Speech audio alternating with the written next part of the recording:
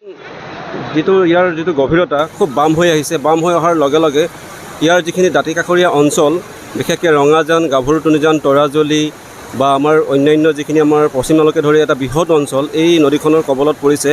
বিশেষকৈ নদীখনৰ যিটো গভীৰতা বাম হৈ অহাৰ লগে লগে এই ধৰণৰ বানপানী হঠাতে হ'বলৈ ধৰিছে।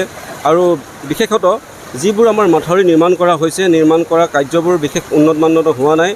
যিহেতু বিজ্ঞান প্ৰযুক্তি পদ্ধতিগতভাৱে আমি কামখিনি কৰা হোৱা নাই, আৰু যাৰ কাৰণে প্ৰতিবাৰে মাথাউৰি ভাঙিছে আৰু ভাঙি যোৱাৰ লগে লগে আমাৰ ৰাইজৰ বিস্তৰ ক্ষতি সাধন হৈছে। আমি এইখিনি ক্ষেত্ৰতে আমি চৰকাৰলৈ বা বিভাগীয় কৰ্তৃপক্ষলৈ আমি অনুৰোধ কৰিম, যিহেতু যে পদ্মপুৰৰ পৰা গাভৰু নদী যিটো আপোনাৰ দলং, সেই দলঙৰ দুয়ো কাষে বৃহৎ পৰিমাণৰ যদি আপোনাৰ মাথাউৰি যদি উপযুক্তভাৱে বন্ধন কৰা নাযায়, তেতিয়াহ'লে অনাগত দিনতো কিন্তু তেনেধৰণৰ পৰিৱেশ পৰিস্থিতি হৈ থাকিব আৰু জনসাধাৰণে ইয়াৰ পৰিণাম ভুগি থাকিব লাগিব। আৰু আমি এইকাৰণে আমি চৰকাৰলৈ আমি বিভাগীয় কৰ্তৃপক্ষলৈ অনুৰোধ কৰিম, দুই পাৰে খুব সুন্দৰকৈ মাথাউৰি নিৰ্মাণ কৰি নদীৰ যিটো গভীৰতাখিনি খান্দি দি নদীৰ গভীৰতাখিনি উপযুক্তভাৱে পানীখিনি পঠিয়াব পৰা ব্যৱস্থা কৰিব পাৰিলেহে অনাগত দিনত আমি এই সমস্যাখিনিৰ পৰা আঁতৰি থাকিব পাৰিম। তাৎক্ষণিকভাৱে আমি এতিয়া চৰকাৰলৈ বা বিভাগীয় কৰ্তৃপক্ষলৈ অনুৰোধ কৰিম, যাতে আমাৰ এই যিখিনি তাৎক্ষণিকভাৱে আমাৰ এই সমস্যাটো সমাধান কৰিবৰ কাৰণে বিভাগীয় কৰ্তৃপক্ষই যেন তৎপৰ হয়। আপোনাৰ লালুকৰ পৰা যিটো ঢেকীয়াজুলি ৰোড যথেষ্ট আমাৰ গড়কাপ্তানি পথ, এই গড়কাপ্তানি পথটোৰ বিস্তৰ ক্ষতি সাধন হৈছে। আপোনালোকে দেখিছে ইতিমধ্যে ৰাস্তাটো ভাঙি নিছে, আৰু আপোনাৰ তৰাজুলিৰ দৰে এটা বৃহৎ অঞ্চল যাতায়াতৰ সম্পূৰ্ণ অচল হৈ তুলিছে। পশ্চিম লালুকৰ এটা বৃহৎ অঞ্চল যাতায়াতৰ অচল হৈ পৰিছে। গতিকে এই নদীখনৰ দ্বাৰা যথেষ্ট সংখ্যক মানুহৰ বিপদগামী হৈছে, যথেষ্ট সংখ্যক লোকে আপোনাৰ অসুবিধাৰ সন্মুখীন হৈছে, যাতায়াতৰ বাট পথ দুৰ্গম হৈ উঠিছে। গতিকে আমি আশা কৰিম খুব সোনকালে যাতে এই সমস্যাখিনি সমাধান কৰে।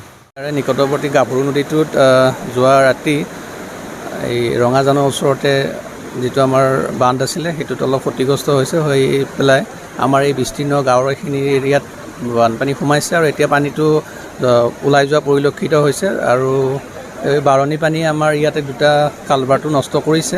আমি যোৱা বছৰো একে বানৰ তাণ্ডৱ আছিলে, আৰু আমি ইয়াৰে ৰাইট বেংকটোত আমি কাম কৰিছিলোঁ, আৰু ৰাইট বেংকত যিটো কাম কৰিছিলোঁ কৰাৰ ফলত আমাৰ ৰাইট বেংকত এতিয়া সুস্থিৰ অৱস্থাত আছে। কিন্তু লেফ্ট বেংকৰ ক্ষেত্ৰত এইবাৰ যিখিনি ক্ষতিগ্ৰস্ত হ'ল সেইখিনিতো আমি এতিয়া ঊৰ্ধ্বতম কৰ্তৃপক্ষৰ লগত আমি ইতিমধ্যে যোগাযোগ কৰিছোঁ, আৰু ঊৰ্ধ্বতম কৰ্তৃপক্ষৰ নিৰ্দেশমৰ্মে আমি এইখিনি ব্যৱস্থা কৰিম। আৰু ৰেস্কিউ যিখিনি যদি কৰিবলগীয়া ভিতৰত হয়, এতিয়ালৈকে বাৰু তেনেকুৱা পৰিস্থিতি উদ্ভৱ হোৱা নাই। গোটেইখিনি পৰিস্থিতি আমাৰ এতিয়া নিয়ন্ত্ৰণতে আছে। আৰু যদি ইয়াতকৈ যদি আৰু বেয়া পৰিস্থিতি যদি অলপ গুৰুতৰ ফালে যায়, তাৰ কাৰণে আমি সাজু আছোঁ। আমাৰ গোটেই জিলা প্ৰশাসনৰ ফালৰ পৰা দুৰ্যোগ প্ৰশমন বিভাগে আমাৰ লগত সহযোগিতা আগবঢ়াই আছে, আৰু যিকোনো পৰিস্থিতি মোকাবিলা কৰিব পৰাকৈ এতিয়ালৈকে আমি বৰ্তমান সাজু হৈ আছোঁ।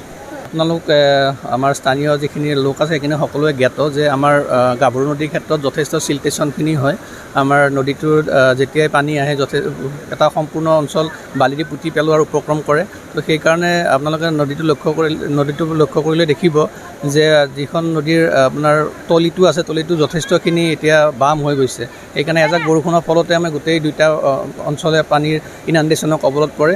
সেই বিষয়ে আমি কেইদিনমান আগতে ৱাটাৰ ৰিচোৰ্চ ডিপাৰ্টমেণ্টৰ ইঞ্জিনিয়াৰ আৰু আমাৰ স্থানীয় কৰুণাবাৰী ব্লকৰ ইঞ্জিনিয়াৰৰ লগতে আমি জইণ্ট ছাৰ্ভে এটা কৰিছিলোঁ, আৰু তেওঁলোকক এই যিটো আমাৰ গাভৰু নদীৰ সমস্যা সেইটো কমপ্লিট সমাধানৰ কাৰণে আমি অনুৰোধ জনাইছিলোঁ, আৰু তেওঁলোকে ঊৰ্ধ্বতম কৰ্তৃপক্ষৰ লগত বহি তাৰ এটা উপায় এটা উলিয়াব বুলি আমাক জানিবলৈ দিছে। জনাইছোঁ এইটো অতি আমাৰ কাৰণে দুৰ্ভাগ্যৰ বিষয়, কাৰণ এই গাভৰু পানীৰ যি বাঢ়নী পানীয়ে আমাৰ ৰাইজক অনিষ্ট কৰিছে। ইয়াতে যিখিনি মানুহক অনিষ্ট কৰিছে প্ৰায়খিনি BPL কেটেগৰীৰ মানুহ, প্ৰায়খিনি যথেষ্টখিনি অসুবিধা হৈছে। ইয়াৰ আগতো এটা পানী আহিছিলে, সেই পানীটোৱে মাথাউৰিটো ভাঙিছিলে। তাৰ পিছতে আমি ৰাইজ, ময়ো লগতে জড়িত হৈ ৰাইজ একেলগে একত্ৰিত হৈ ইয়াৰে যথেষ্ট মানুহে দান বৰঙণিৰে আমি সেই মাথাউৰিটো থুলমূলকৈ আমি এটা বান্ধ দিয়াৰ চেষ্টা কৰিছিলোঁ।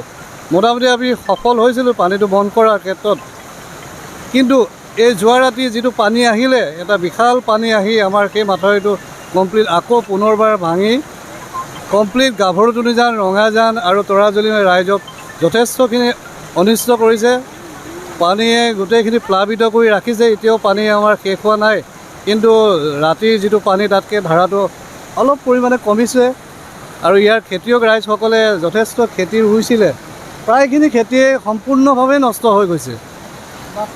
এইটো আমি প্ৰশাসনলৈ হয় উপায়ুক্ত মহোদয়লৈ আমি এটা অনুৰোধ জনাম যাতে তেখেতে এটা সুব্যৱস্থা লয়। আমাৰ ইয়াতে যি চাৰ্কুল অফিচাৰ মহোদয় তেখেতে ইয়ালৈ 2-3 বাৰ আহি চাইছে, তেখেতে যোগাযোগ কৰি আছে, অলৰেডি আমাকো জনাইছে। ইয়াতে ওচৰৰ পঞ্চায়ত বা ব্লকৰ কোনো সাধাৰণ স্কিমে ইয়াৰ এই যিটো মাথাউৰি ভাঙিলে সেইখিনি কাম কৰাত কোনো ঢুকি নাপায়। তেখেতৰ মতে ৱাটাৰ ৰিচোৰ্চৰ পৰা এইখিনি কৰাব লাগিব বা বেলেগ পৰ্যায় প্ৰক্ৰিয়াৰে কৰাব লাগিব। চাৰ্কুল অফিচাৰ মহোদয়ে সেইখিনি যোগাযোগ অলৰেডি কৰি আছে। অলপ দিনৰ আগতে ৱাটাৰ ৰিচোৰ্চৰ মানুহ আহিছিলে, আহি তেওঁলোকে ছাৰ্ভে কৰি গৈছে। কিন্তু কি কৰিব, প্ৰকৃতিৰ যি লীলা, প্ৰকৃতিৰ লীলাত আজি যোৱা ৰাতি অত্যন্ত বৰষুণৰ মাজত পানী বিভীষিকাই এই অঞ্চলটো বুৰি লৈ গৈছে। বাট পথ কমপ্লিটলি নষ্ট হৈছে। আজি ঢেকীয়াজুলি যোৱাৰ এটা উপপথ আছিল, এই উপপথটো প্ৰায় ছিগু অৱস্থাত আছে বৰ্তমান। সেইবাবে আমি এইখিনি উপায় নাই, এতিয়া যি কৰিব লাগে সেই কৰিব পৰা ব্যৱস্থাখিনি আমি প্ৰশাসনলৈ অনুৰোধ জনালোঁ যাতে সোনকালে এইখিনি অকণমান সুব্যৱস্থা কৰি দিব পাৰে। এইটো এটা আমাৰ মই জনাত ঠেঙাল কছাৰী অট'নমাছৰ ফালৰ পৰা এটা নতুন উপপথ দিছিলে। এই উপপথটো আধাখিনিয়ে কমপ্লিটলি ছিগি পেলালে। ৰাইজৰ যথেষ্টখিনি অসুবিধা হ'ব। এইটো যাতে কৰিব পৰা যায় তাৰ বাবে আমি উপায় কৰিব লাগিব। এইখিনিয়ে মই কৈছোঁ। আৰু ৰাইজক আমি যিখিনি অসুবিধাত পৰিছে সেইখিনিৰ পৰা সুবিধা কৰি দিবৰ বাবে যোগাযোগ অলৰেডি কৰি আছোঁ। চৰকাৰী বিভাগৰ মানুহখিনি আহি আছে, কিমান দূৰ পাৰোঁ চাওঁ, চেষ্টা কৰি গৈ থাকিম।